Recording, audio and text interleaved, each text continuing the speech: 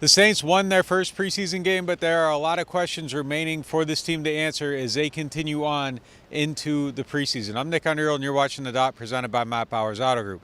I think coming off the field today, the big question about the Saints is, who are the Saints? We only saw the offensive starters for 2 series, and it was an incredibly vanilla look on that side of the ball. We didn't really get to see a lot of the stuff that they've been doing in practice in action against the Cardinals. And then the offensive line couldn't block very well. Derek Carr didn't get much going. The running game didn't get much started. So there is a lot to be desired coming off the field today, and I don't think we're any closer to knowing who this team is. And the thing is, we might not see them again in the preseason, so these questions might linger all the way into week 1 when they play the Carolina Panthers, and that might be when the big unveiling of this offense finally comes. I think my guy, though, that I'm looking at most favorably coming out of this game, and I think one of the obvious picks would be Spencer Rattler. He had a really good drive to close out the game, led him on a game-winning drive, had another drive to start that looked really good. Jake Hayner's on that list as well. I thought he played really good and had a throw down the field to A.T. Perry, but the guy I'm picking isn't either one of them quarterbacks. It is Perry,